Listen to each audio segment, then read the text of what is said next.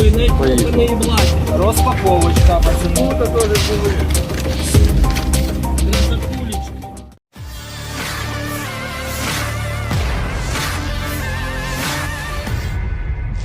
Pasukan Ukraina terekam sedang membongkar paket berisi 3 mortir. Bantuan itu disebut berasal dari Bosnia untuk membantu Ukraina melawan Rusia. Rekamannya ramai beredar di Twitter pada Selasa 22 November 2022.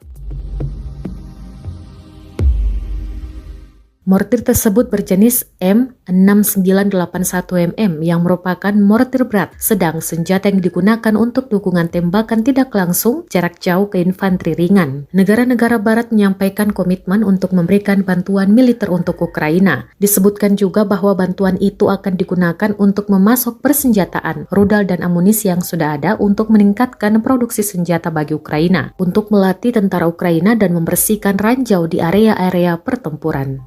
Є біла полоса чи нема? Оп. Я перший. Поїхали. Розпаковочка, пацаны. Це теж були. Красотулечки. Ой, мої пусічки, диви, які гарні.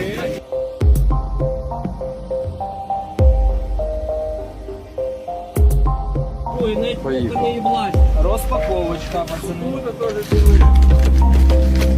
Красотулечки. Ой, мої пусічки, диви, які гарні. Чи в сраку не лізьте. Оп.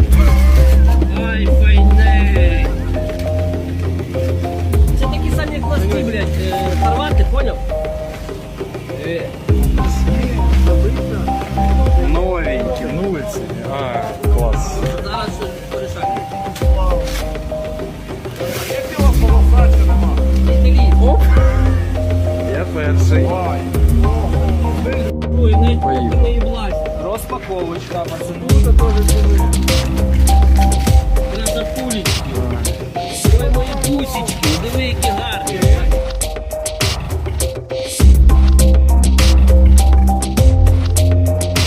Ой, навіть не блазь. Розпаковочка, пацаны. Це теж були. Красотулечки. Ой, мої пусічки, диви, які гарні. Чи в сраку не лізьте. Оп. Ай, файне. Це такі самі, як носки, блядь, хорвати, поняв? Новенькі, вулиці. А, клас. Зараз порішаємо. Є біла полоса чи нема? Оп. Я перший. Terima kasih sudah nonton. Jangan lupa like, subscribe, dan share ya.